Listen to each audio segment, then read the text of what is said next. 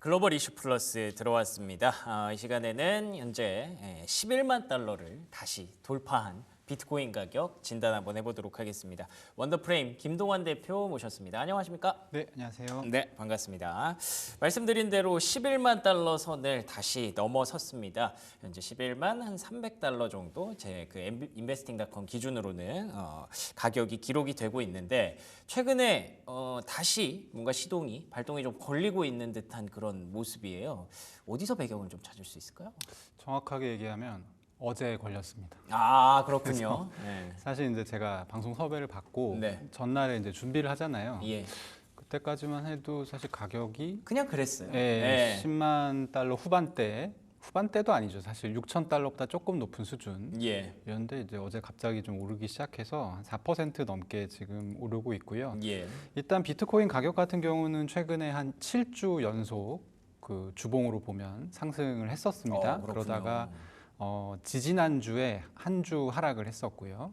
그 지난주 같은 경우는 이제 보합권으로 마무리가 됐고, 그리고 이제 다시 상승하는 그런 지금 상황인데 여러 가지 좀 이슈들이 있었어요. 그래서 사실 이제 제일 궁금해하실 만한 부분은 지금 왜 오르느냐, 그렇죠. 이 부분이 제일 궁금해하실 텐데 제가 생각할 때는 지금 상승은 최근에 이 트럼프 대통령의 관세 정책이 상당히 좀 삐걱거리고 있거든요. 그래서 일단 첫 번째로는 미국 안에서 이제 소송이 걸려서 패소를 했죠. 아, 그랬죠. 네, 그래서 관세 부과를 이게 너무 과하게 지금 이 대통령의 권한을 썼다라는 판결이 나와서 지금 2심 재판이 진행 중이고, 그래서 뭐 당장 1심 판결은 당장부터 관세 걷으면 안 된다라고 하는 게 나왔었죠. 예.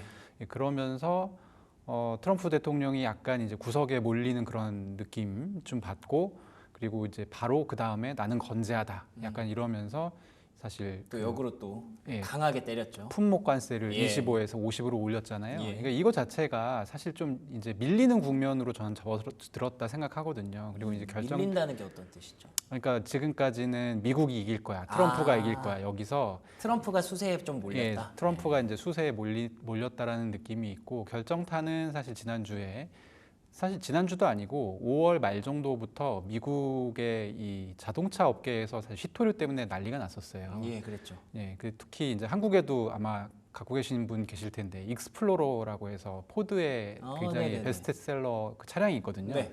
그 차량 같은 경우는 뭐 한 10일 정도 생산이 중단됐을 정도로 상당히 좀 다급한 상황이었고, 그래서 이제 그 중국 쪽에 급하게 지금 회담 요청을 트럼프가 직접 전화해서 한 거 아닙니까? 아, 그래서 그렇게 연결이 된 거예요? 예, 그렇죠. 그래서 사실 트럼프가 얼마나 먼저 전화하는 걸 싫어하는 인물인데, 그렇죠. 예. 먼저 전화했잖아요, 이번에는. 예. 그래서 지금은 히토류도 그렇고 여러 가지 관세, 무역 협정 관련해서 좀 핀치에 몰려 있다.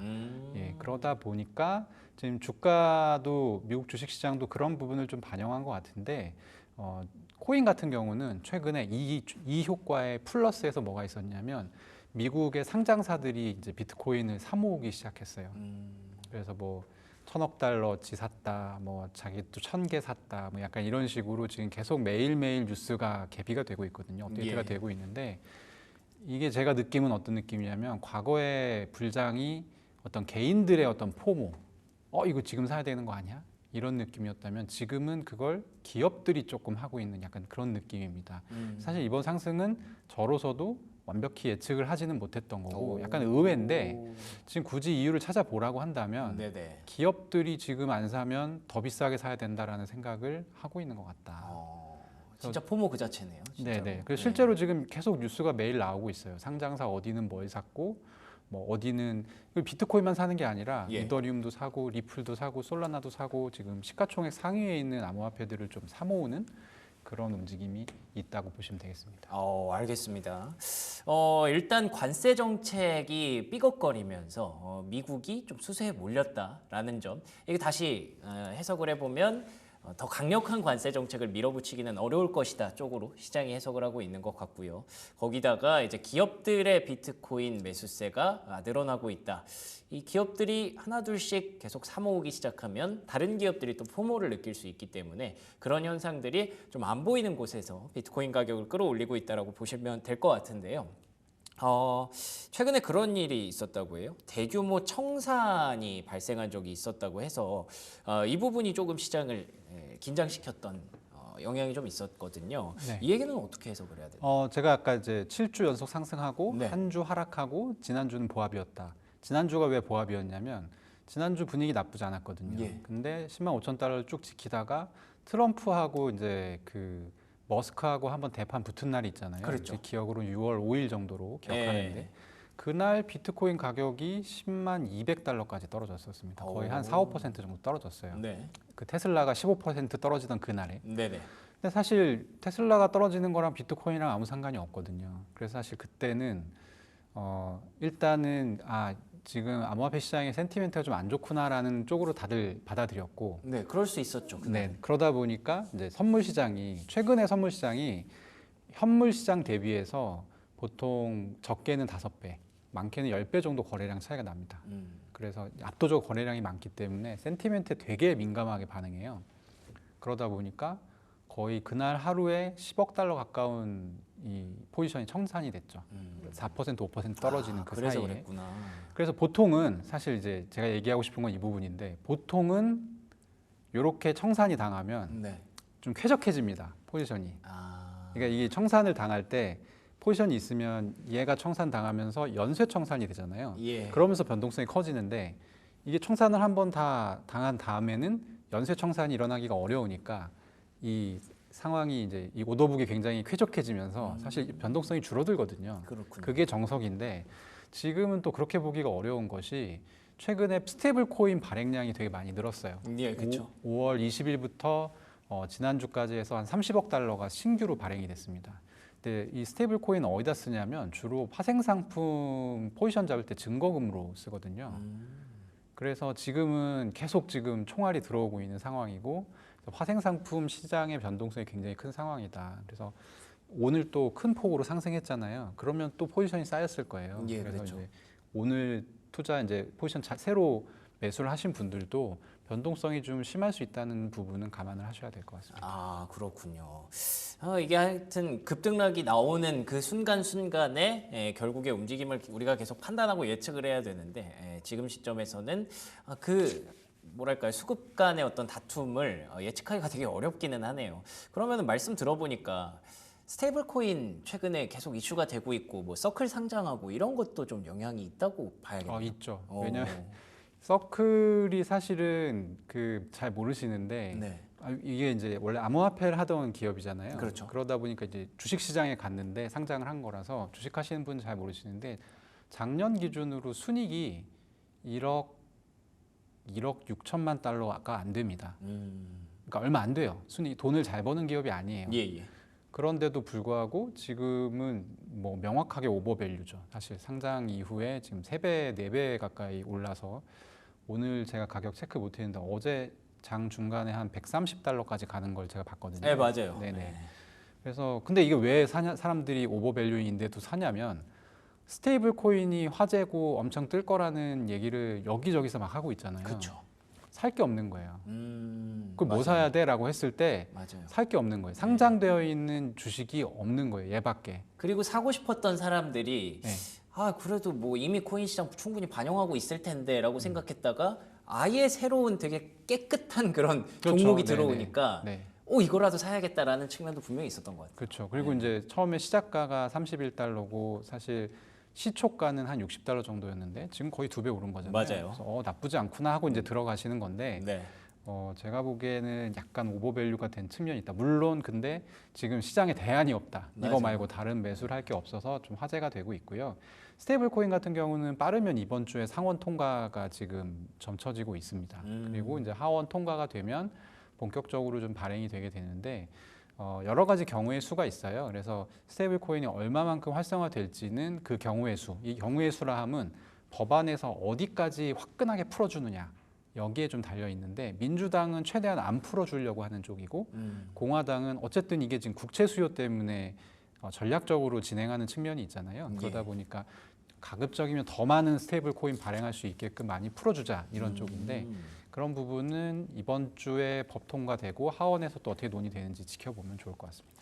그럼 스테이블 코인 얘기가 나온 김에 스테이블 코인 얘기를 조금 더 좀 심화해서 좀 들어가 보도록 할게요. 최근에 국내에서도 스테이블 코인 얘기가 굉장히 핫하거든요. 원화 스테이블 네네. 코인.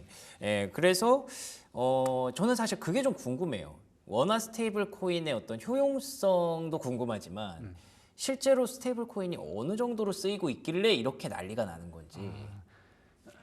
이거는 제 개인 의견이니까 예, 감안해서 들으시면 되게 궁금하네요. 네, 원화 스테이블 코인은 쓸 데가 없습니다. 아, 그래서 그쵸. 투자 대상으로 적합하지 않다는 게 제 생각이고 예. 지금 달러 스테이블 코인 같은 경우는 스테이블 코인이라는 카테고리 안에 달러화 기반이 거의 99.9%인데 지금 발행 시가총액이 2,360억 달러 정도 돼요. 거의 2,400억 달러 가까이 되는데 대부분이 달러화고 원화는 없어요. 왜냐하면 달러화가 가지고 있는 어떤 그 기축통화로서의 지위 그런 부분들이 있고, 그러니까 스테이블 코인이라는 물건은 외환의 이 제약을 받지 않으면서 달러나 다름없는 물건을 내가 사용하기 편하기 때문에 쓰는 거거든요. 예, 그렇죠. 그러니까 일단 여기서 기축 통화가 아닌 원화는 제외됩니다. 그렇죠. 네, 그래서 원화 스테이블 코인은 뭐 찍어봐야 사실 발행량이 많기가 좀 어렵고요. 다만 한 가지 예외 사항이 있는데 네. 한국의 파생상품 거래소가 생겨서 이 파생상품 거래소에서 원화 스테이블 코인을 취급하는 경우에는 예. 굉장히 많은 것들이 달라질 수 있습니다. 근데 이제 이 부분이 그 지금 금융당국이 굉장히 민감해하는 부분이에요. 이 2018년, 19년 요때쯤에 국내 거래소 한 곳에서 그 파생상품 그 상품을 개설한 적이 있습니다. 예. 이 바이낸스에서 하는 뭐 마진 선물 같은 비슷한 상품을 개설한 적이 있는데 바로 검찰에서 조사 들어와가지고 이제 포기했거든요. 그 이후로 없어요, 한국에는. 예. 그래서 원화 스테이블 코인이 성공하기 위해서는 쓸모가 있어야 된다. 이거 어디다 써? 그래야죠. 네. 근데 일단 지금 2,300억 달러 발행되어 있는 스테이블 코인은 대부분 암호화폐 거래소에서 사용하거든요. 코인 살 때 써요. 그리고 아까도 제가 말씀드렸다시피 암호화폐 현물 시장에 거의 뭐 8배, 10배 거래량이 나오는 파생 상품 시장에서 증거금으로 무조건 필요해요. 이 예. 스테이블 코인이. 그러니까 용처가 있는 거예요. 그러네요. 그러니까 뜨는 거고. 달러 스테이블 코인의 기준에서 말하면. 네네. 예. 근데 이제 원화 스테이블 코인은 그 용처가 없다 보니까 지금 이 구도에서 만약에 찍는다, 100점 100패입니다. 그래서 어제도 보면 주식시장에서 뭐 원화 스테이블 코인 기대주 해서 뭐 카카오페이 상한가 가고 맞아요. 그러면 예. 절대 사지 마십시오. 아, 절대 사지 마십시오. 아니, 사실 이런 얘기, 이런 표현을 쓰시는 분이 이 경제 방송에서 찾기 쉽지가 않거든요. 아니 저는 주식 안 하니까 얘기하는 거예요. 아, 예, 그러네요. 아, 네. 이게 너무 시원시원하고 좋네요. 네. 예. 절대 사지 마십시오. 아, 알겠습니다. 그러면은 스테이블 코인 그 자체도 지금 용처가 말씀하신 대로 이 거래소에서 거래되는 것 말고는 실생활에서는 뭐 그렇게 많이 쓰는 건 아닌가? 아 많이 쓰긴 합니다. 아, 특히 그래요? 어디서 많이 쓰냐면 그 자국 통화 가치가 굉장히 불안정한 나라. 예. 대표적인 것이 전쟁 내전 뭐 이렇게 쿠데타 이런 거 되게 오랫동안 겪었던 터키. 네네. 터키가 암호화폐가 굉장히 활발하게 거래가 돼요. 예, 거기는 뭐 금리가 막 몇십 %씩 그렇죠. 왔다 갔다 금리도 하잖아요. 그렇고 환율도 굉장히 불안정하잖아요. 예. 그래서 이제 암호화폐가 굉장히 활발하게 거래가 되고 남미 같은 나라에서 많이 씁니다. 달러 대용으로. 그래서 이제 사실 결제하기는 어렵지가 않은 게 뭐 QR 코드도 있고 상점에서 물건 사고 스테이블 코인으로 거래할 수도 있고요. 예. 그리고 특히 동남아 같은 경우는 많이 이제 동남아 여행 가보신 분들은 아시겠지만 그랩이라는 서비스 많이 쓰잖아요. 아, 맞아요. 예. 그것도 스테이블 코인 결제가 되고 최근에 이제 우버도 스테이블 코인 결제를 검토하기 시작했어요. 그래서 아마 할 것 같은데 근데 뭐 달러 기반 스테이블 코인을 쓰나 달러를 쓰나 큰 차이가 없기 때문에 그러게요. 네, 그 친구들이 하는 건 상관없어요. 어차피 달러 쓰던 애들이 달러 쓰는 거라서. 네. 근데 만약에 그것들이 이제 한국에 들어와서 네. 원화 쓰던 사람들이 달러와 스테이블 코인 쓰기 시작한다. 예. 그러면 이제 원화 생태계가 급격히 축소되는 무너지겠죠. 네, 예. 효과가 발생하기 때문에 사실 국가적인 차원에서 대응해야 되는 문제는 맞고요. 그쵸. 예, 그런 측면에서 주목을 받고 있는 것인데 그쵸. 이번에 뭐 청와대 이 대통령실 정책실장 가신 분도 예. 사실 크립토 업계에서 좀 몸담고 계셨던 분이고 그게 유명하더라고요. 김용범 예, 정책실장. 전 예. 차관님 예. 그분이 저는 이제 개인적으로 페이스북 친구인데 아, 예. 뭐 그분이 저는 알지는 못하지만 아. 최근에 그분이 이제 스테이블 코인, 특히 원화 스테이블 코인 관련한 글을 굉장히 많이 올렸었어요. 근데 그런 분이 이제 정책실장으로 들어가니까 시장에서 기대감이 높아지는 것까지는 충분히 가능한 일이군요. 그렇죠. 예. 그러니까 주식시장에서 막 그 수혜주를 막 억지로 찾아가지고 네, 맞아요. 하는 약간 그런 움직임이 나오는 건데 좀 두고 봐야 된다. 그리고 네. 이게 제가 얘기한 게 정석입니다. 그냥 암호화폐 파생상품 거래소가 일단 있어야 예. 원화 스테이블 코인이 성공할 수 있어요. 제가 네. 보기에 이거는 뭐 네. 그만큼 거래가 많이 되고 시장에서 돈이 많이 돌아야 그나마 가능성이 있는 거지. 지금 그냥 뭐 실생활에서 스테이블 코인이 달러로 많이 쓰인다더라. 그게 만약에 우리나라 들어와서 원화의 어떤 가치를 계속 낮추게 되면 원화가 설 자리가 없어지기 때문에 만들어야 된다. 이런 논리는 좀 잘못됐다는 거. 정말 제가 솔직하게 말씀드리면 지급 결제망으로 왜 승부가 안 나냐면 네. 한국은행이 싫어합니다. 음. 당연하잖아요. 한국은행이 그 담당자고 한국은행이 CBDC 준비하고 있었거든요. 아 맞네요. 아 CBDC와의 그. 근데 지금 원화 스테이블 코인 갑자기 얘기 나왔잖아요. 예. 지급 결제가 아닌 데서 수요가 만들어져야지만 성공할 수 있는 지금 상황입니다. 상황 자체가. 아니 그러면 그거는 괜찮은 거예요? CBDC를 계속 하려고 하는 그 의도는? 근데 이제 CBDC도 이제 한은 같은 경우는 네. CBDC를 하겠다가 아니라 네. 이런 상황이 생길 수 있으니 그러면 준비해 두겠다. 준비해놨다가 이게 딱 내밀어야 되는 거잖아요. 네. 그래서 CBDC 준비는 굉장히 잘 되어 있는 국가 중에 한 곳으로 알고 있고요. 예. 하지만 이제 결정권이 없지 않습니까? 그렇죠. 한국은행은. 예. 그러다 보니까 지금 원화 스테이블 코인 얘기가 많이 나오는 것이 상당히 불편할 겁니다. 그럴 수 있겠네요. 네. 아. 그리고 특히 근데 지급 결제 관련해서는 본격적으로 이것도 이제 새로 없던 게 생기는 거니까 예. 사실 어떤 기업 입장에서는 이게 이제 굉장히 돈을 많이 벌 수 있는 기회가 될 수도 있거든요. 원화 스테이블 그쵸, 코인을 그쵸, 발행하는 그쵸. 기업 네. 입장에서는 그럼 이제 둘이 싸울 수밖에 없죠. 그러네요. 굉장히 흥미로워서 제가 없는 질문을 계속 드렸는데 네. 뭐 다 상세하게 이렇게 또 시원하게 대답해 주셔서 감사드리고. 좋은 것 같습니다. 이런 클립은 이제 없을 걸요. 그러니까요. 네. 아마 조금 썸네일 자극적으로 나갈 수도 있어요. 네네. 예, 뭐 상관없습니다. 절대 사지 마십시오. 뭐 이런 식으로. 상관없습니다. 아, 네. 좋습니다. 예. 아니 그러면은 뭐 일단은 랩업을 좀 해야겠죠. 예. 그럼 비트코인 지금 시장이 어쨌든 11만 달러까지 올라왔기 때문에 네. 지금부터의 어떤 투자 전략 계속 스테이블 코인 쪽을 봐야 되는 건가요? 어떻게 보십니까? 스테이블 코인, 그러니까 지금 비트코인이 상승은 믿는 구석이 있는 상승입니다. 그러니까 스테이블 코인이 활성화되게 되면 그쪽 통로로 해서 유동성이 들어올 수 있다. 그러니까 그때 이제 늦게 들어온 애들이 사겠지라는 기대감 때문에 조금 뭐랄까요, 복잡한 생각 없이 올릴 수 있는 약간 그런 단계이기는 한데 절대적인 가격 수치 자체는 사실 높은 레벨이에요. 그쵸, 지금 많이 정고점 올라왔죠. 네. 이제 11만 달러 오늘 또 넘었잖아요. 그러니까요. 11만 2천이 정고점인데 2% 오르면 정고점이거든요. 그래서 많이 올라와 있는 건 사실이다. 그래서 그런 부분에 대한 리스크를 좀 생각하시는 게 좋고 저는 최근에 좀 명확하게 보이는 것은 이더리움 쪽으로 이제 매수세가 많이 좀 쏠리는 현상이 있어요. 확실히. 그렇군요. 네. 예. 비트코인 같은 경우는 특히 ETF로 상승이 많이 있었는데 ETF 쪽으로 들어오는 유입세는 좀 줄었고 오히려 이더리움 쪽에 ETF 유입세가 좀 늘어나고 있는 추세다. 그래서 그런 부분들을 좀 참고하시면 좋을 것 같습니다. 알겠습니다. 비트코인 가격 꽤 많이 올라왔기 때문에 이제부터는 또 다른 방향들을 계속 찾아봐야 될 것 같고요. 그렇지만 이게 의미 있는, 이유 있는 상승이라는 점은 달라지지 않는 내용이었던 것 같습니다. 자, 지금까지 김동완 대표와 얘기 나눠봤습니다. 오늘도 좋은 말씀 고맙습니다. 네, 감사합니다.